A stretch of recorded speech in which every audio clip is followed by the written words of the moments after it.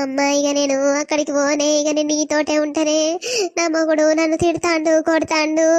మా అత్తమ్మనేమో నన్ను తిట్టి శాపనార్థాలు పెడతాందే. అమ్మ నేను పోనే, పిల్లలు ఆనతో ఆననే పెంచుకొని నేను పోనే ఇక అత్తగారింటికి. అమ్మ అట్లా అంటే ఎట్లా బిడ్డ?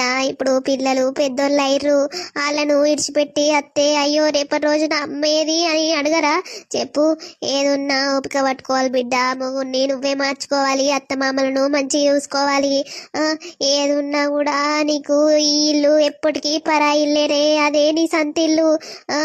ఏమనుకోకుర్రే, మంచిగా ఉండుర్రి, అల్లుని నువ్వే మార్చుకొని మంచిగా ఉండుర్రి.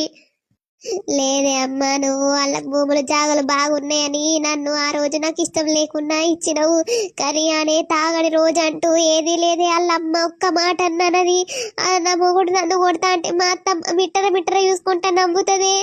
పిల్లలు చిన్నోళ్ళు వాళ్ళకి ఏం తెలిసి అమ్మా? వాళ్ళ ముందు నన్ను ఇష్టం వచ్చినట్టు తిట్టుడు కొట్టుడు నా వల్ల అయితే లేదే. ఈపుల మొత్తం అన్ని దెబ్బలే ఉన్నాయి, మండుతన్నాయే అమ్మ. నేను